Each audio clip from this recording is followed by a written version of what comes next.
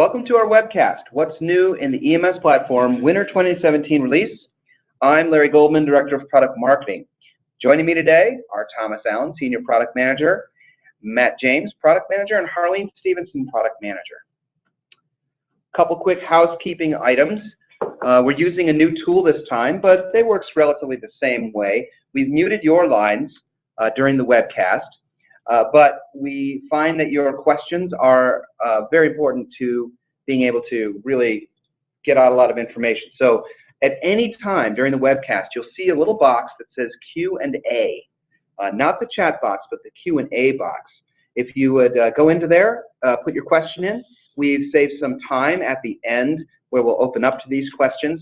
And the important part about using the Q&A box is that we record these questions. So if we don't have enough time to answer all your questions, we'll be able to email you out. If it's in the chat box, we will not see the question saved. So that's a little lesson we learned.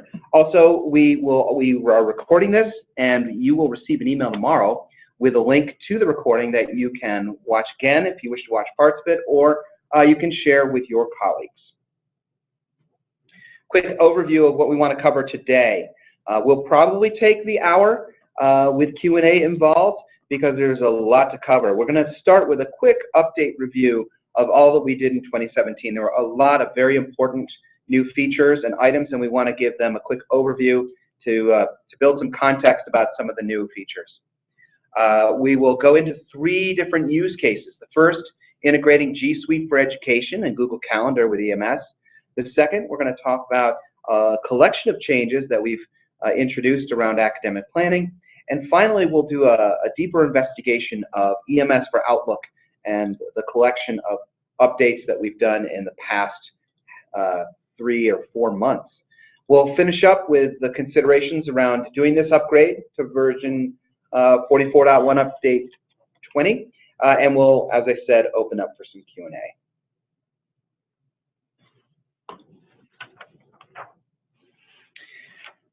If you've attended one of these webcasts before, you know that, especially in 2017, we've looked at these updates around the idea of some themes. When we introduced EMS Platform Services, that was the idea that it's our new middle tier, it's a RESTful API, and as we build, as we update, as we improve EMS, this is being built on platform services. So architecture has been critical. It will continue to be critical through 2018. And by doing this EMS Platform Services, we're able to very quickly upgrade the user experience, so these endpoint interfaces, as well as to add integrations that we'll hear about in a minute, like Skype, and integrations like G Suite. So we had 14 updates within the year of 2017, 3 of which were major releases. We called them spring, fall, and winter. And I think it's important to note, we've talked in the past that EMS very much wants to become a continuous release company, and I think we've seen that in 2017, not just the big splashy releases, but ongoing fixes, ongoing enhancements to various different parts and pieces. It's not just one feature we've been working on, it's all across the board. In this case, in the winter release, you'll see we're talking about adding a new integration. We're talking about enhancing and updating things around for our academic users, as well as ways that IT and application people can use the programs, and a broad set of enhancements across a number of our access points. So Thomas, help me. Let's help us understand the 3 major pieces that came out in spring. Sure. So our spring release, which came out in June, was really focused on self-service video conferences in a couple of ways. We introduced in that spring release exchange room integration.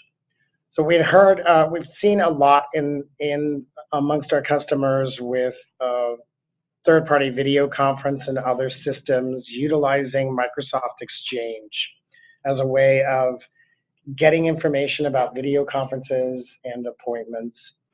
So what we did was actually introduce this concept of tying EMS rooms and resources to Exchange resource mailboxes. Those are the mailboxes that are generally used in Exchange for equipment or rooms.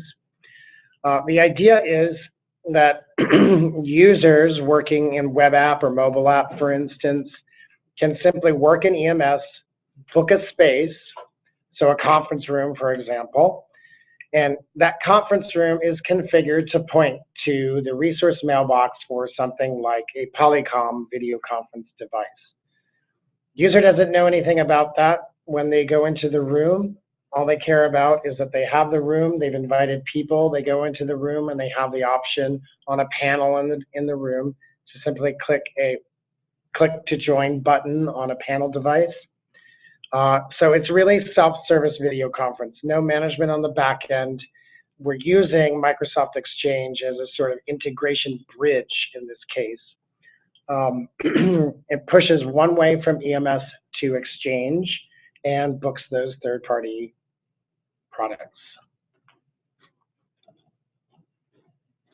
Secondly, we heard a lot from customers utilizing Skype for Business. So this is often not an organization-wide decision, but there are often little groups that use Skype for Business or particular use cases in organizations that use Skype for Business. The reality is today, every meeting is a hybrid meeting. There's never just a meeting where everybody is present. There's almost always a remote portion of that meeting. So every meeting becomes a hybrid meeting with remote users. So aside, what we did was, this is a free feature, it's part of the product. What we did, aside from configuration and authentication for users, is simply in the web or mobile app, all I need to do to add Skype is click that toggle that is highlighted on the lower left side of the screen. So the same is true on the mobile app as well. Creating a reservation from the mobile app, all I need to do is say add Skype for Business.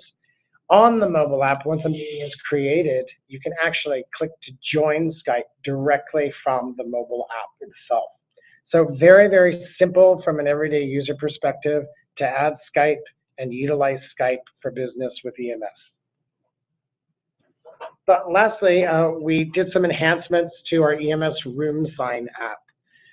First and foremost, we refreshed the user experience and user interface to give it a very clean, easy to read look and feel.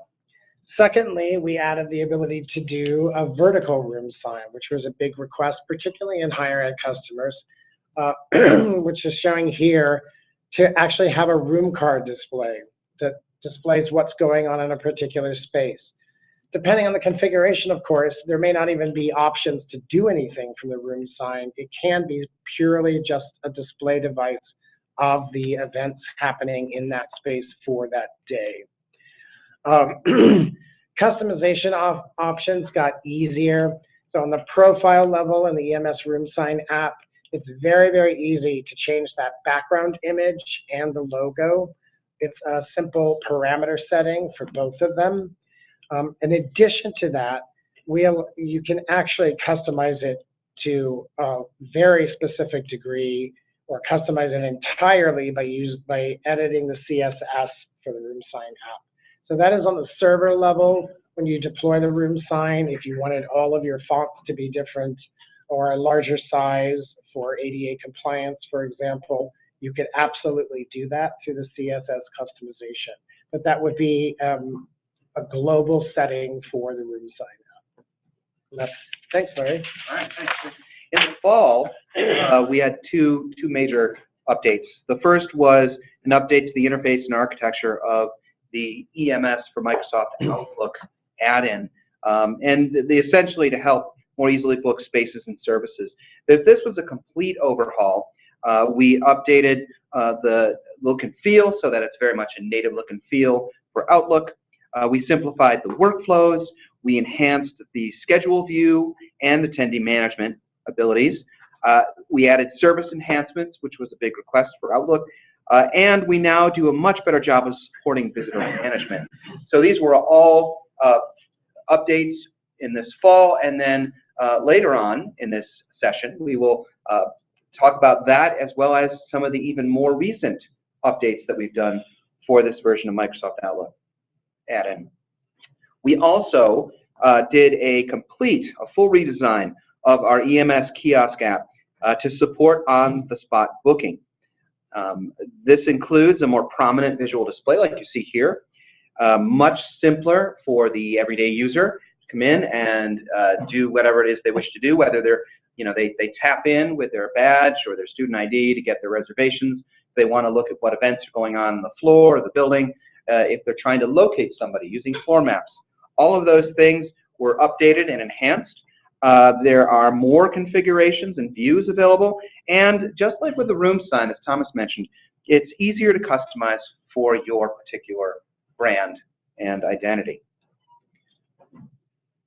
And then with platform services, this is often confusing. We kicked platform services off in 2017, the end of February.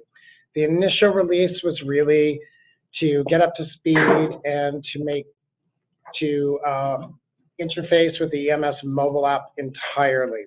So the EMS mobile app moved at the end of February to use entirely platform services to communicate with the system.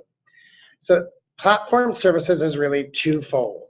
The first fold is, number one, it is part of EMS. It is part of every release of EMS.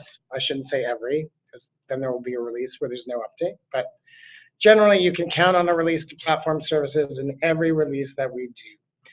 The real architectural goal of platform services is to provide a true middle tier into the EMS database and server. So everything eventually should utilize platform services to communicate to the EMS platform itself.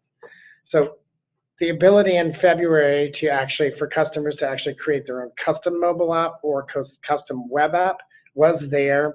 We've taken that further, and in the fall release, both the new kiosk and the new add-in for Microsoft Outlook utilize platform services to communicate. Our goal is for every EMS access point to utilize platform services entirely to communicate with the database again. The second part of platform services is for integrations, and that is the part that carries a fee. So if you're not integrating with a third party or utilizing platform services to do that, it is part of EMS. You get it. It's there. If you do want to do an integration, however, that's something that you should speak to your account manager about. And we've done a number of them over 2017 with payment portal apps, service provider apps. We've worked with a lot of room sign partners to make sure that they get all the APIs they need to build their solution. Thanks, Thomas. So this takes us up to today. This takes us up to the Winter 2017 release. EMS really is, at this point, the leading campus-wide room and resource scheduling platform. And the way you can see the variety of use cases, we cover the most use cases, whether it's classroom and exam scheduling, if you're using that on your campus, or whether it's the standard events that we use, or you're using it for athletics or in your student union. We cover the gamut of what you need for scheduling. And this includes always enhancing, and we've been adding recently more access points, as well as system integrations. We've continued to expand them as we'll go into 2018. For those of you who attended EMS Live, you'll recall that Akshay Mahajan, VP of Product, made some big promises in his product keynote. And I'm proud to say that with the winter release, we've delivered on two of the big ones. The first, a G Suite integration, and the second is our first collection of academic planning improvements. I like this diagram here because you can show which of the areas we actually are impacting with this particular release. And you can see we cover the access points, we cover a couple of the integrations, as well as a number of the important use cases. And I say that this is our first collection of academic updates. I know people are very excited to hear that because we're going to continue doing this throughout 2018. And you will hear more about that as we move forward throughout the year. So before we begin the use cases and delving into a couple demos and some descriptions of what's new, I want to run a quick poll to all of you out there. In this poll, we just want to know, to understand the audience, which is your current calendaring platform. So you should see a poll appear in front of you. You can just select the option that's most appropriate to how you're using calendars. And when we, oh, there is a day planner there.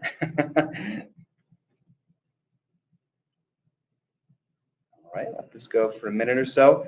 A lot of you are using Microsoft Exchange Outlook, but also quite a few are using G Suite, or planning to.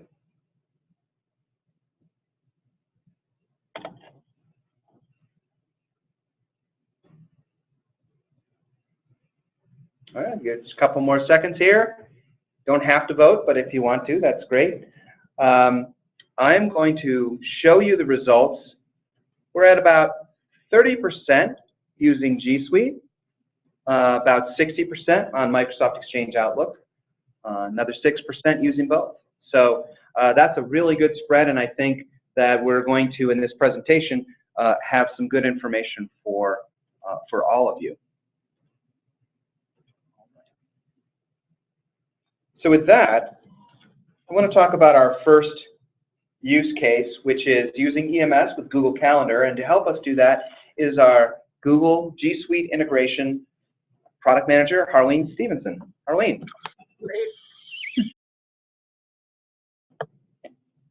Thank you, Larry. Let's go ahead and jump into what we are excited to present, which is our G Suite integration. So G Suite integration is going to be overall a product line consisting of 3 components. One is currently existing, and two are planned for the future. It's the integration between EMS and the Google products. So the first phase, what's available in 44.1 Update 20, is our G Suite integration.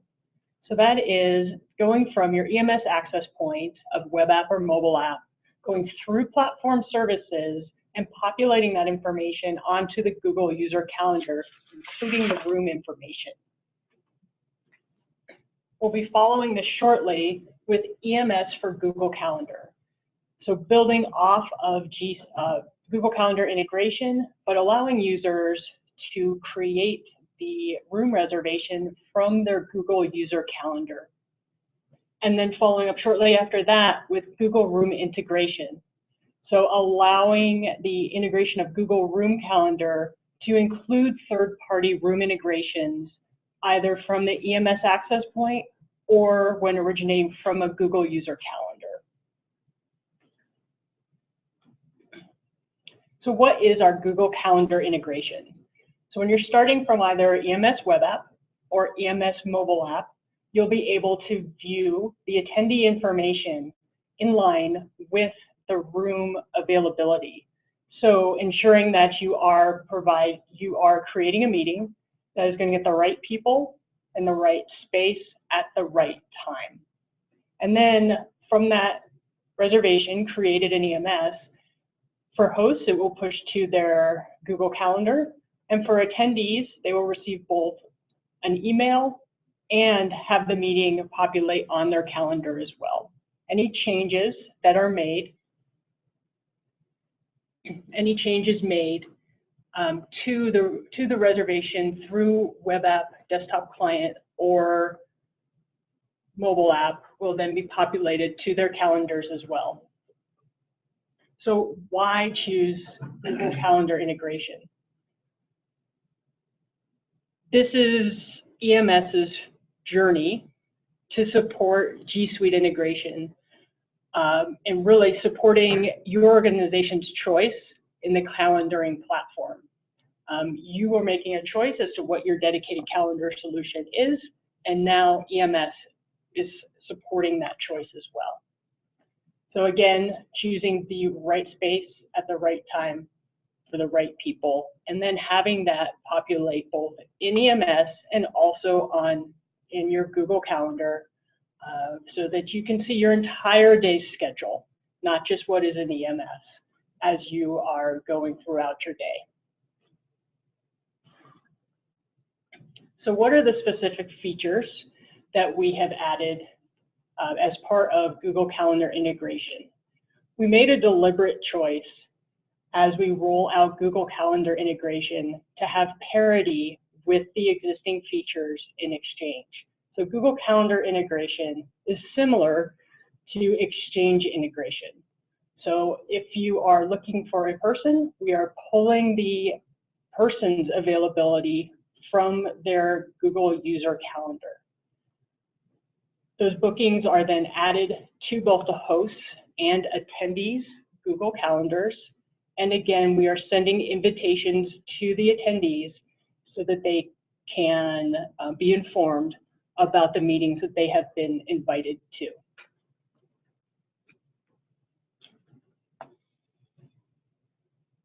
And showing here really in a very simple format what you can do and from where. And again, for those who are familiar with our Exchange integration, you'll see the very similar availability of functionality.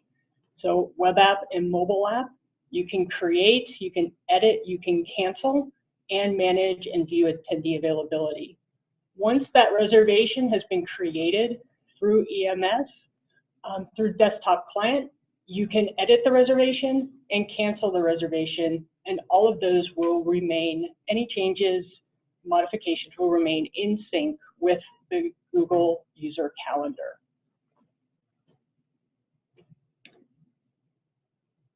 So from EMS web app, we can check availability of users and spaces, and then once we've created that reservation, send the invitation and add to both host and attendees Google Calendar. For mobile app, we can do the same, but it's on the go for that in the moment, I need this person at this time and in this space.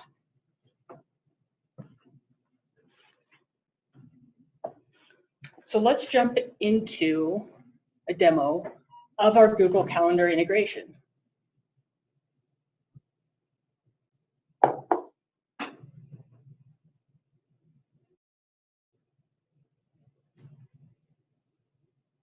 As you can see, I'm in the EMS web app.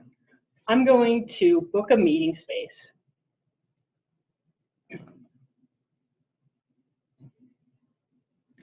As you can see, my attendee information as the host is pre-populated in the attendee section of web app.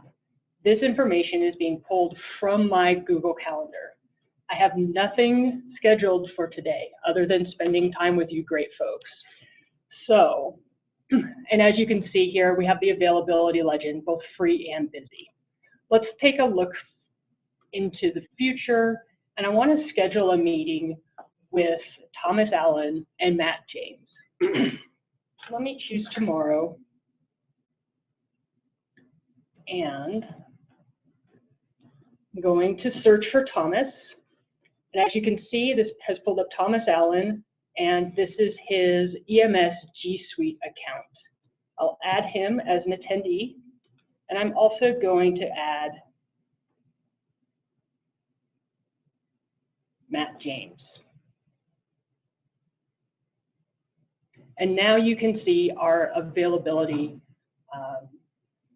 our busy and our free time. Looks as though we're all busy tomorrow from 2 to 3.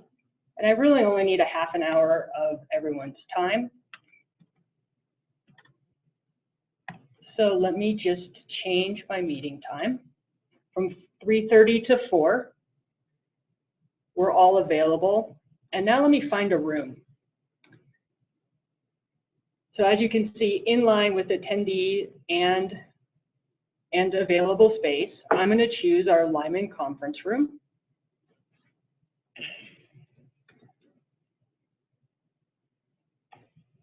And I'm just going to complete the reservation. And because I have the add to calendar and send invitations checkbox selected, this will be sent to our calendars, and the attendees, Thomas and Matt, will both receive email notifications in their Gmail account.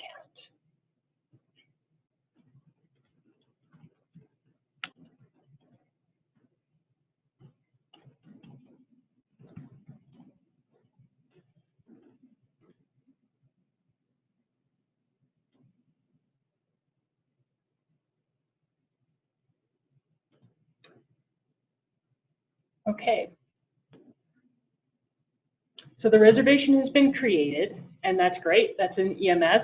Let me quickly jump over to my Google Calendar. I'm just going to do a quick refresh. And as you can see, the meeting that I just created, product team meeting, is on my Google Calendar. Matt and Thomas are attendees to that meeting. And the text that I added, let's discuss the upcoming G Suite items, is also included in the description of the meeting. I invited Thomas to the meeting, and I've asked him to walk us through his G Suite account on his mobile device so he can show you the email he's received that is on his calendar, and then we'll also walk through creating the meeting through the EMS mobile app.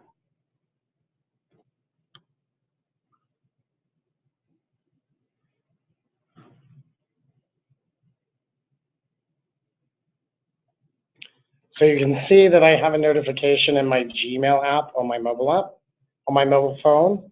And you'll see if I click into that, it shows that it's an invitation from Harleen Stevenson for a product team meeting, Friday, 3:30 to 4, Lyman Conference Room. And I will go ahead and select yes.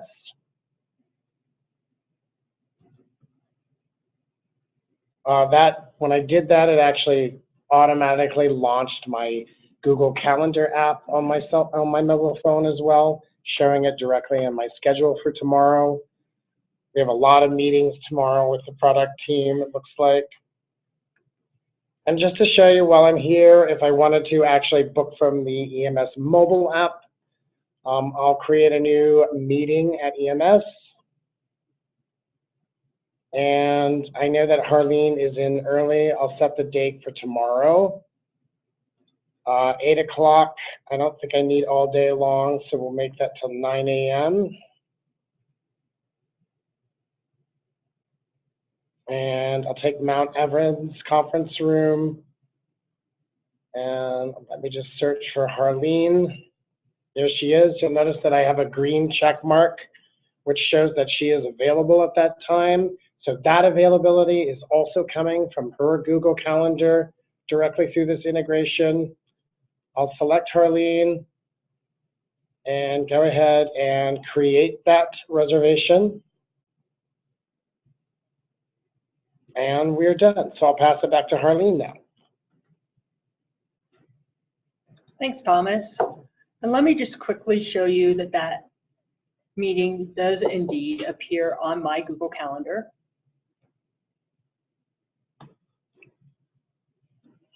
With a quick refresh, you can see that the project meeting that Thomas just created for 8 o'clock at Mount Evans Conference Room is indeed on my calendar.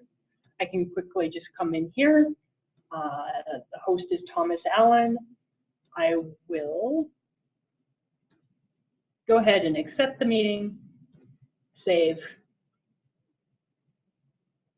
And that is our Google Calendar integration, end-to-end, access point to access point. Thanks, Larry. Great, thanks, Harleen. Thanks, Thomas. So just at this point, I want to remind everybody that we have that Q&A box as part of the RingCentral webinars, and if you have questions about this, we'll be glad to get to those questions at the end of the session. So always great for you to put those into the Q&A box. Also, I do want to reiterate, I think Harleen made a great point, is that with this particular winter release, we now offer all of our customers the choice of calendaring solution, which no one else is doing, especially in the higher ed space.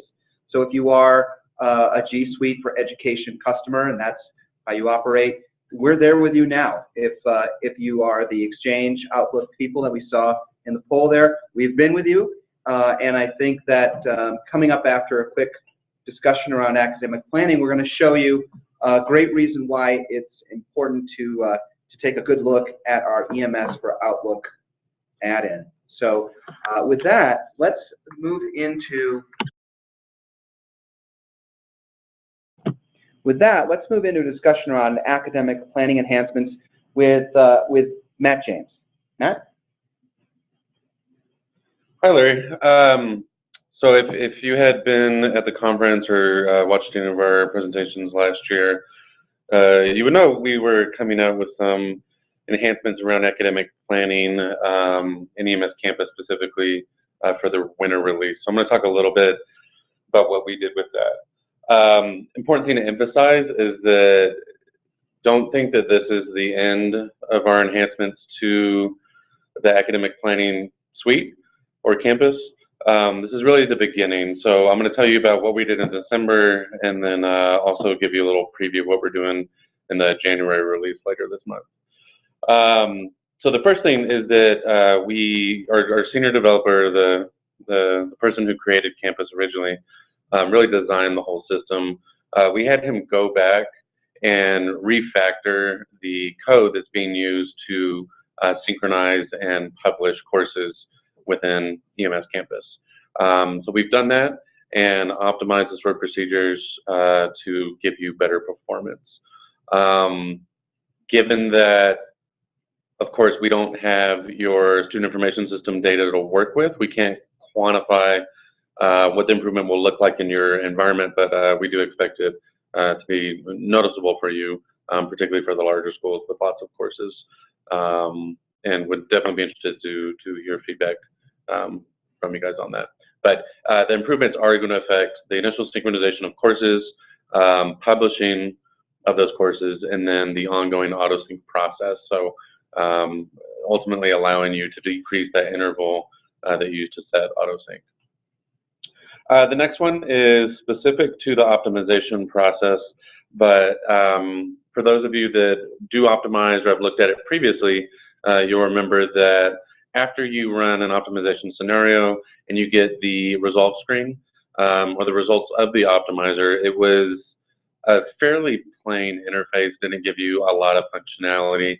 And what we heard from many people was that they wanted kind of all the bells and whistles and the tools that are available in the academic browser in that results screen. So we've done that, and I have a screenshot here after this slide that I can show you guys. The third big item that we did is for the PeopleSoft Campus Solutions customers. Previously, for people that enabled the location right back from EMS back to the student information system, we weren't writing the location back to all the tables that PeopleSoft Campus Solutions uses to manage locations, especially as people are starting to use web interfaces for students to go look at course locations or conflict checker, scheduling process of courses, those kinds of things that happen in PeopleSoft. So we've updated our baseline database views to do this in the correct way, essentially, and really enable you to take advantage of the software that you have purchased. Important note on this: if you are an existing Campus Solutions customer and are interested in hearing more about these views or potentially applying them to your environment, please reach out to either your account manager, or if you're currently working with a professional services consultant, speak with them.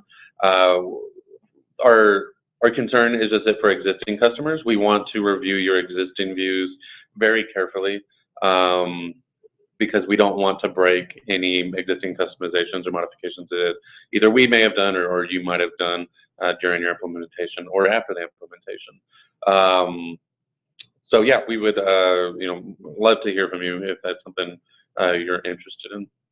The other enhancements here, just a brief note, we added a flag on the academic classroom utilization report to include or exclude inactive rooms.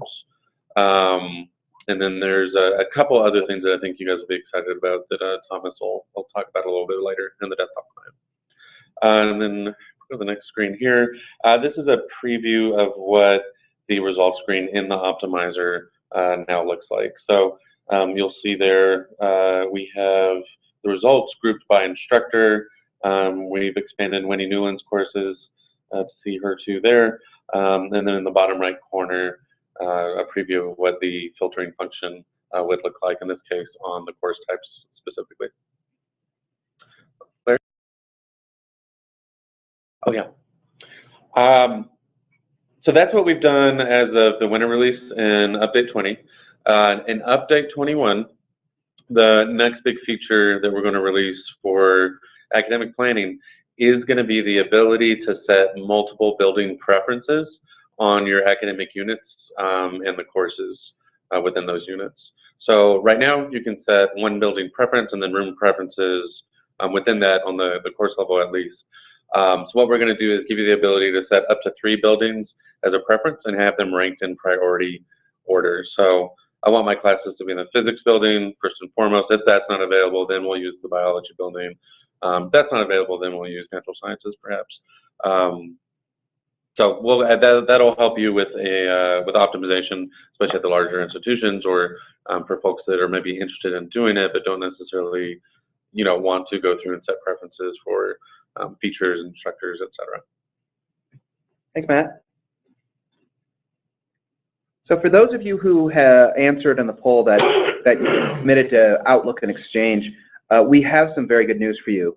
The winter release includes more updates for EMS for Microsoft Outlook. With these ads, the add-in really is the best and most tested it's ever been. If you've ever been curious to see what it can do, now is really the time to take a look. And helping us to do that, again, Matt's going to step in. He's also the product manager for EMS for Outlook. Matt's going to walk us through some details on it, what's new, and then give us a quick demo. Matt? Thanks again, Larry. So if you haven't seen EMS for Outlook before, if you have, just a little refresher, it's a tool that allows users to book space, attendees, and resources all from within a familiar interface.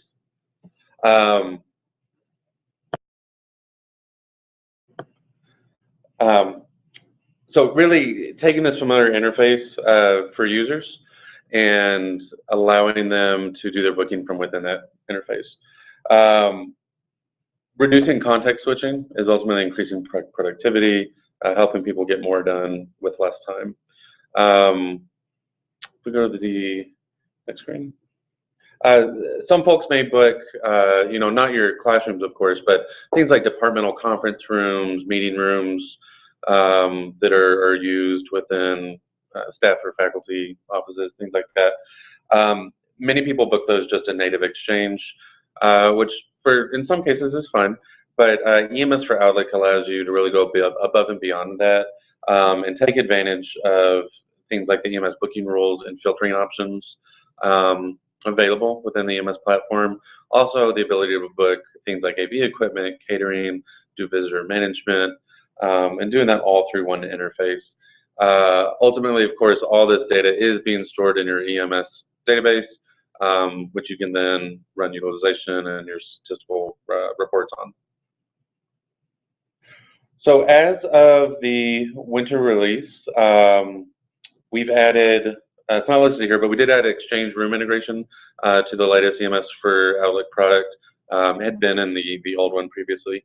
The big item with this one, though, is the EMS for Outlook web deploy option. So this is similar to the desktop client web deploy for those of you that have seen or used that.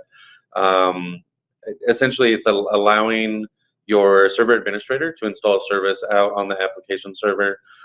You then send a link to the users that are going to use EMS for Outlook. They click the link, it downloads the file, they run the file, and then they're all set. They don't have to type in a URL, bring in a config file, or do anything like that.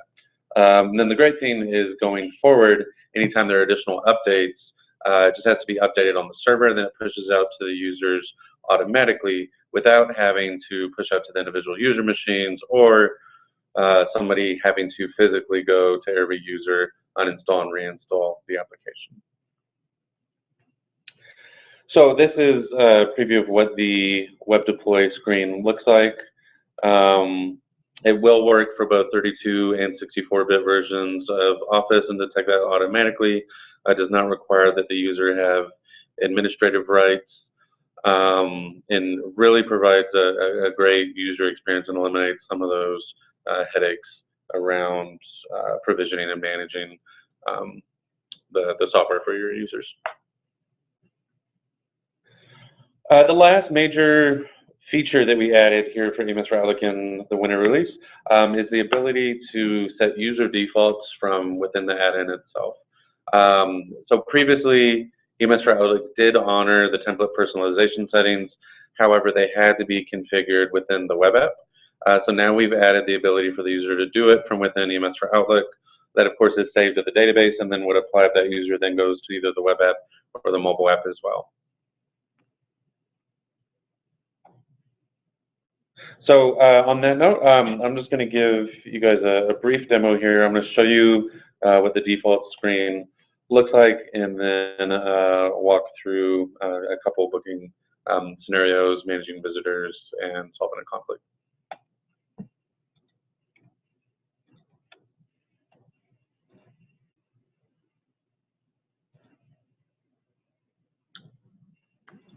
All right.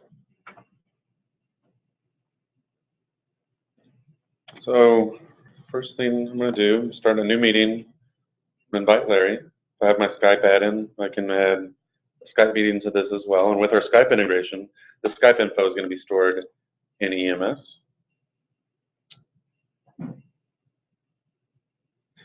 Coming to the EMS Room Manager here, this is my add-in. You can relabel the text that appears there.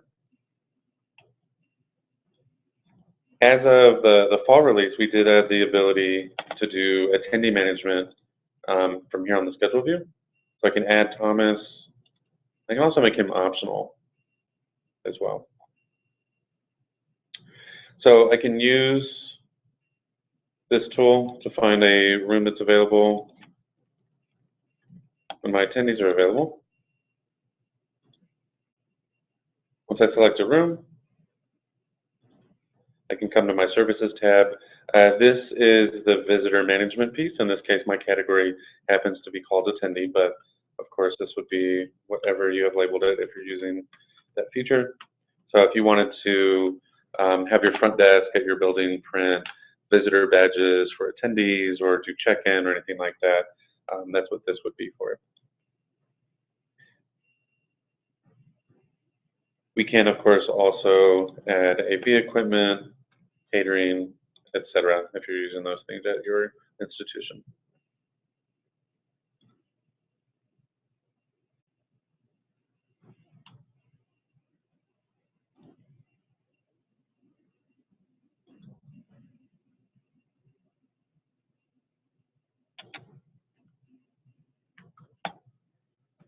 Invite Mr. Lamb here. Before I go through with the conflicts, here at the top right, we now have a little settings area for the user defaults. And as I mentioned here, the user can set defaults for buildings, views, or areas, floors, room, or location types. Even if you're not using those things, we can also set a default event type, event name, setup type, as well as enable the attendees and schedule view by default. This is all done per template, of course, just as it has been. Again, the feature here is that you can now set those defaults from within the add-in.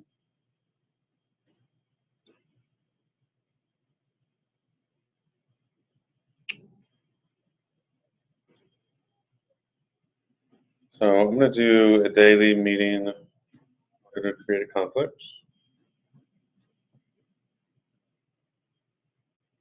And if I select a room that is not available for all dates, when I select the room, it's going to prompt me for any missing information.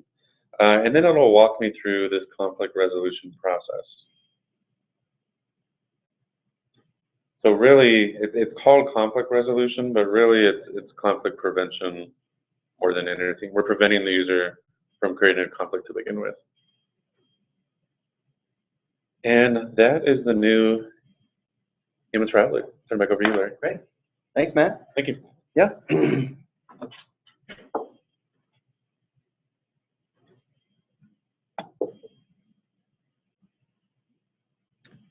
So we've covered G Suite integration, we've covered the academic planning, we've covered the EMS for Outlook. Finally, we have a collection of other features that came out with Update 20, and for that, I'll turn back to Thomas to just walk us through a few of these additional updates. Sure. The Update 20 release actually had enhancements and bug fixes across the platform in EMS. Almost every single access point had something updated in it. So I would encourage you to look at our success site to the release notes to get details on what has actually been resolved. Matt mentioned this earlier for the desktop client, just to point out that as a result of some of the improvements we did for the academic enhancements we've done, the conflict tab in Wizards has actually been changed in the desktop client. So previously, if there was a conflict on a series or recurrence, and you went to the conflicts tab, you would actually see all the bookings in a particular space all day long.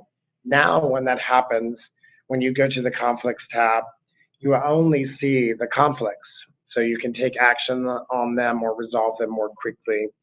For EMS Room Sign app, we added secondary authentication options in sites that use RFID to authenticate on room signs. We provided the option to specify a secondary method. So if a user forgets their card, they can actually authenticate without it. For our new kiosk that we released, we've added some language translation enhancements as well as auto update functionality. So when you make a change to a kiosk profile, wherever you are located, it will automatically push out to that kiosk. So for example, I can make changes to the kiosk from Denver here for a kiosk in Chicago, and my changes done through the desktop client would automatically be updated on that kiosk in Chicago. And we've done several performance enhancements and also improved a little bit of the user experience on that. As always, EMS Platform Services has many updates in it. Over the past several months, we've worked with a lot of our partners to make sure that the APIs are in place for them to integrate with EMS effectively. And so there are a number of those, and you'll get more details of those, or look more, we'll announce those on our website and send out announcements when those partnerships are finalized and all good to go. So thanks, Larry. Great, thanks, Thomas. Let's finish up before we get to the Q&A with some upgrade considerations. You should have received, or someone at your institution should have received, an email towards the end of December. It's our little holiday gift to all of our customers. So this Update 20 has been available since December 22nd. And by that we mean that if you are an on-prem customer, that the software downloads are available via the support customer portal. As well, if you are a cloud services for EMS customer, we have moved this update over to your sandbox, that is your test environment, for you to examine and play around with that. So we send an email notification out. We'll be sending out another email next week, early next week, that's more on the marketing side to kind of give you a good overview, a little less technical. And I think it's important to note here as well that Google Calendar integration and all of the three components that we have in the product line, that, again, that we're calling G Suite integration, all three are separately purchased components. So these are not something that you'll download automatically with Update 20. It's a separate component. So you're considering the upgrade. Well, the upgrade is already included if you have current maintenance or if you are a subscription customer. Again, great reason to move over to subscription. You have to be able to upgrade to Update 20, version 44.1, to access any of these great updates that Thomas and Matt and Harleen have been talking about. We have a lot of information. There's a lot of detail further beyond what we've already talked about here, available in the release notes. And as always, we urge you to consider, if you're going to go up to Update 20, to do some planning and testing around that. Our professional services team is always ready to assist you, as I'm sure they have in the past. We have a couple of our standard packages here, as we always do with our upgrades. Package 1 being very, very simple hand-holding and testing for you, helping get you the use cases and making sure everything works properly. Package 2 is all of that, plus some additional hand-holding, things like review sessions for your people, talk about benefits, training videos, those sorts of additional details that make any sort of change management a little bit easier on your side. And then if there's something above and beyond that you want, as you know, our professional services team, they're always willing to help and adapt and add those additional services. So those are the upgrade packages. If you're thinking about that, or you have just questions, like you're super excited about G Suite integration, or you want to know some more of the details around the academic planning updates, best way to go about doing this is to contact your account manager. And if you don't know your account manager, that is not a problem. On our EMS Software.com website, we have a Contact Us form. You see it in the upper right. It's a link. You just select Account Manager, put some information in there to help us understand what your needs are, and we'll follow up shortly. So we love talking with you. We love answering these questions, and we are, again, very excited about this winter release, especially for our higher ed customers. So with that, I know I can see that we've got a bunch of questions. I know as well that we've been answering them as we've gone along. But Thomas, how about we take a few questions? We've got a few minutes left. Or Matt? Yeah, actually, I think there are a lot of questions about the academic enhancements. Are you? I've answered like 50 in the chat. Yeah. Just to cover the big ones that apply to everybody. Yeah, so we are getting a lot of questions that I think have been addressed along the way, particularly around Google and if there's a cost. We did have that question about, can we move directly from version 44 to 44.1 upgrade 20? Short answer is yes. You would have to upgrade the database to 44.1 and then apply the latest patch to it. But it's not a particularly painful process. It's something we do quite often. Typically, the process takes less than a couple hours. If you're moving up from an older version, say 42 or Campus, I guess that would be Campus 3 or before, would definitely reach out to support or contact your account manager, consultant, whoever you're working with, because there may be some quirks around that. But if you're on 43, 44, 44.1, the move to 44.1 update 20 should be rather seamless for you. I did have a question around Cater Tracks and if we're considering that integration. Good news is we're actually actively working with Cater Tracks as well as some common customers who both use EMS and Cater Tracks to help develop this. So that is in the works. Don't have a release date right now, but hoping later this year as we continue to work on it. That'd be another advantage of EMS platform services. Exactly. The ability to use that RESTful API to work on these integrations fairly quickly. Yeah, well, and the idea with Cater Tracks is that instead of every customer having to build their own custom integration to Cater Tracks, that we'll be able to build a standard integration that maybe not all, but most customers would be able to leverage depending on their workflows and whatnot. A lot of questions about if the enhancements to Outlook are available in 43 or 44, but no, those would only be in 44.1. For Outlook, it's actually update 19.1, but the latest is update 20. You might as well grab the latest. There were also a number of questions about using Exchange and G Suite integration in the same environment. We do not support that.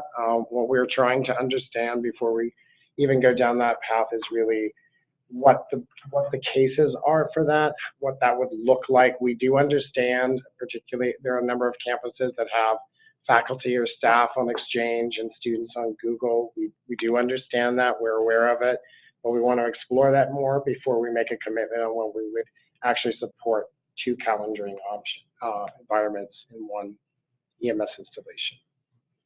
I did want to clarify too, based on a couple of questions.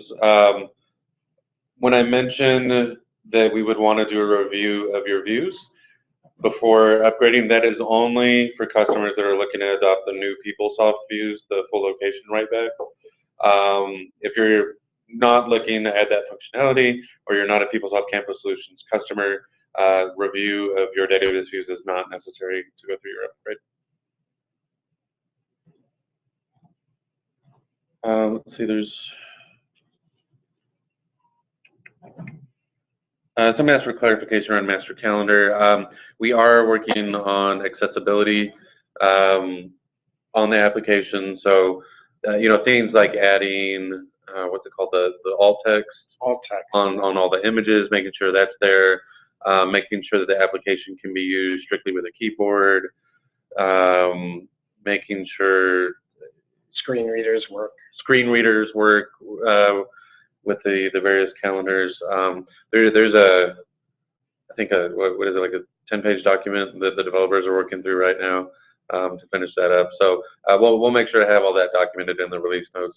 That is planned to be released at the end of January, with possibly some of the work pushed into February, but the very near future, we'll have those accessibility improvements.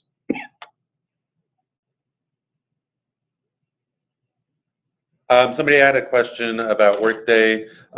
We have been pushing to work with Workday. They have put their kind of partner program on hold at the moment. They aren't ready for us to develop against it yet. So as soon as they are ready, we are on the list, and we are going to start working on that integration as soon as we can.